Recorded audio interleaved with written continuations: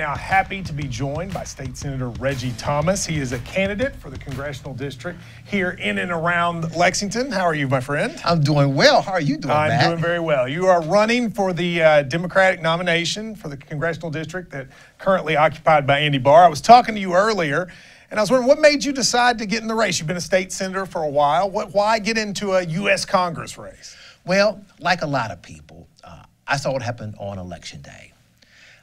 And I was despondent, concerned, and those concerns became more and more real, after January 20th. And I saw the direction this country was going. It was not going in the right direction.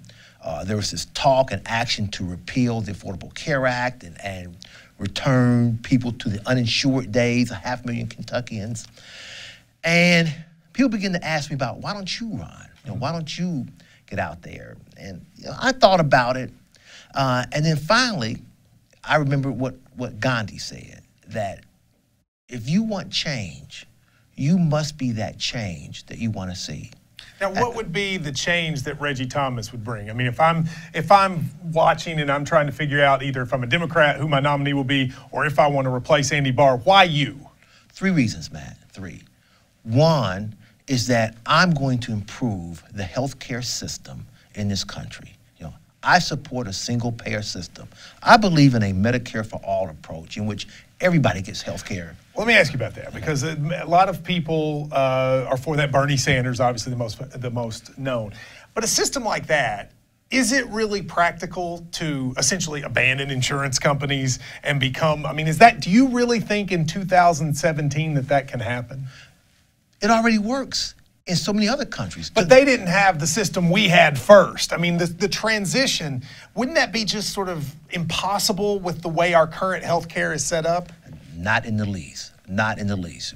Because it's just the next step to where we are now. We need a system where everybody gets health care, regardless of their employability status, regardless of their age, regardless of their physical condition. It can be done. Do you think we can afford that? I would argue this. We can't afford not to do it. As you know, federal reports and federal agencies point out that if we don't do anything regarding the way we treat health care, and particularly if we abolish the Affordable Care Act, we're looking at premiums in about 7 years of anywhere between $20,000 to $25,000 a year. That's $2,000 a month. Now, I don't know many people, regardless of their income level, that can afford $2,000 a month in premiums. That's more than houses. So would you keep Obamacare as it is now until you were able to try to get Oh, yes. Oh, yes. I think going the direction of repealing it is wrong. It needs to be tweaked. We need to keep moving toward a single-payer system. Look, you know and I know both. No one wants to give up Medicare. No one wants to say, let's redo Medicare. All I want to do is take the benefits of Medicare, which requires no premiums, no co-pays. That's the HR 76 report. You talk about Bernie Sanders, but there's a bill in the House now, HR 676, which says we're going to set up a system where there are no co-pays, no premiums, no deductibles. I want to take that and expand it and make it work. All right, so I cut you off. Go ahead. I cut you off. What are your other two? I want to put America back to work. We need an infrastructure program here in this country that rebuilds our roads, secures our bridges, makes it easier for people to travel back and forth. And this really hit me about 3 weeks ago when I saw the benefits at a ribbon cutting of the Newtown Pike extension, which takes people from I-75 right into the periphery of downtown and right into the heart of UK. I looked at what that roadway had done already, Oliver Lewis Way. Housing was going up. UK was improving its facilities. Commercial developments were going up. That roadway not only created jobs in the building of the roadway, but it's going to add more jobs when we talk about housing, new schools, new commercial development. But I have to ask you, it's the same question I got to with the last one. Both of those are projects, while as beneficial as they could be, that cost money. Do you believe that the United States needs to raise taxes in order to get to a position where they can have a massive infrastructure bill? Well, man, I don't know that we need to raise taxes to have an infrastructure bill. I think we have the ability now to do that. You know, we can emphasize through our budget process putting money into transportation. So what are the things you would cut in order, if you're not going to raise revenue, there has to be something in order to pay for this stuff? What are some areas of the federal government you think are too big? Oh, Matt, I'm not in a position to answer that question right now. I mean, I'm sure once I become, look at the budget and look at where we prioritize things, I'm sure I would change my priorities as I'm saying now to emphasize rebuilding our infrastructure. Just think about this. When we were at our strongest in terms of middle class back in the 50s, the 60s and 70s, that's when we were building our interstate highway. That's when we were building roads from the Atlantic Ocean to the Pacific Ocean. We need to do that again to rebuild and secure our middle class. And as I said, not only will it add jobs through the transportation and the building, but it will bring more jobs in new schools, new housing, new commercial developments. And that's my second thing. What's your third thing? My third thing is, I think we need to do something about poverty, get serious about poverty. Now, the Bible tells us that poverty will always be around us, but we have a real income inequality problem in this country, as you know, okay?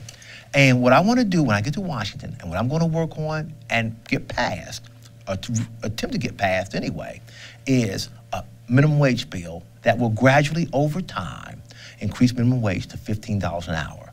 No one can live on $7.25 an hour. What we have, people who are earning minimum wage, is that they are still getting government assistance in terms of food stamps, in terms of a medical card, and that makes no sense for them to be working and still getting medical assistance. Now, all three of those, would you call yourself sort of a traditional liberal politician? A lot of Democrats shy from that. Would you say that you are? I don't know that labels are very helpful. I think of myself as a very pragmatic politician. More importantly, I would think of myself as someone who gets things done. I wouldn't label myself, but I think I just get things done, and get things done in a way that benefits the people of this community, of this state, and of this country. That's how I would describe Reggie Thomas. Let's talk about your primary. Right now, your main opponent is Amy McGrath, who has raised a lot of money through the course of a couple of her videos, et cetera. I think in this last quarter, she raised almost as much as any Democratic candidate in the country. Why should I elect Reggie Thomas over someone like Amy McGrath? Well, let me say this. I think the amount of money I raise is nothing to sneeze at. And even more importantly, I have created in place a sustainable model that's going to allow my fundraising to grow over time. Now, I've hired the same fundraising director that Steve Beshear had, and it's working. And I'm still getting a lot of support, and my fundraising efforts are growing over time, and that's going to sustain itself over the long haul. I'm not looking for a home run. I'm looking to sustain my fundraising efforts, on into next year and through the general election of 2018. And I'm going to do that because I've got the framework in place to do that. But why Reggie Thomas over Amy McGrath? Because, as I said, Reggie Thomas is a doer. I mean, just look at my record. Look at my record of getting things done in Central Kentucky.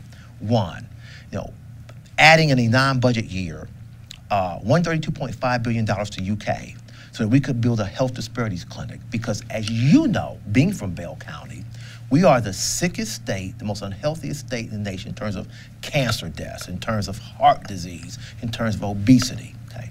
And I got that done. I got all Senate Democrats on board to build that building. There, you can physically see it right there on South Limestone and Virginia Avenue, okay? So that, again, we can work on health care here in this state. So experience, you think, is the difference? Well, not just experience, but Matt, getting things done. I talk about the health disparities clinic. Look at the convention center that we are renovating here in Fayette County. I didn't get sleep for a week. 28 hours of sleep over 7 days because during that budget process, I wanted to make sure I delivered on that. That renovation of the convention center is going to add another 2,000 jobs when it's all done in construction and in the hospitality industry, and net out another $500 million to Fayette County. Let me finish this point. Okay, you want to know what I've done?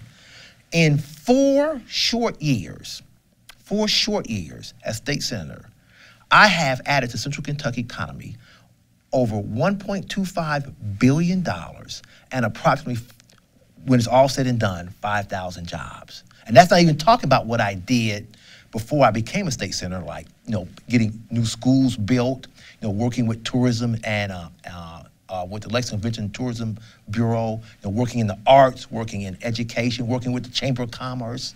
I have an extensive record of accomplishment that I now want to take to Washington. Let me ask you just a couple quick hitters on some issues that are in the news a lot. We saw the shooting in Las Vegas. Is there any form of sort of gun control or gun change legislation you would be for? Let me say that the Second Amendment was in existence before I came in public office. The Second Amendment is going to be in existence after I leave public office. I am not going to do anything to upset the Second Amendment. I believe in the Second Amendment. That said, I do think we have to recognize that there are differences between cities and county, rural areas. I understand the importance of guns, for security, for sport, for hunting. Okay? But cities need special help. You saw last year what was going on in Louisville and Lexington, and going on this year, rash of murders. And cities need special help and special protection in dealing with gun access in those urban areas. So what would you do? Well, I think we need to look at giving cities the ability to do things like control gun access, to control gun violence, to control the ability to purchase guns. In neighborhoods now, Matt, in Lexington, it's just as easy to buy a handgun that can be used to kill someone as it is to buy a can of pop. Cities, I want to emphasize cities, need special help. What about on foreign policy? We've seen a lot of things about North Korea, et cetera. If you're in Congress, you're going to be playing somewhat of a role. How do you see America's role in the world? Do you think it's sort of as the leader on foreign affairs, or more of an isolationist like Trump or Rand Paul would say? It's not really how I see it. I think it's how the world sees it. I think even today, the world still sees America as that beacon, of freedom, of idealism in terms of how we maintain the world order. I think what's frightening to the world and what is alarming is that they see a leader now who could potentially really upset and alter, world order and world peace. But I think the world sees America as still the leading nation, throughout our entire world. And yes, I would want to do that, but I think we have to do that through our partnerships, through our alliances, working with other allies. We're not the world cop, and I don't believe in that world cop view for America. But I do think we ought to honor our responsibility, and people look up to us as being the person the country that sets direction for the world. Reggie Thomas, thank you very much. I wish Matt you the Jones, best on the thank you very much. Race. That is quite a handshake he has right there. You better be ready. We're going to have you back as we get closer to the election. I always enjoy talking with you. And hopefully have him on for a debate here.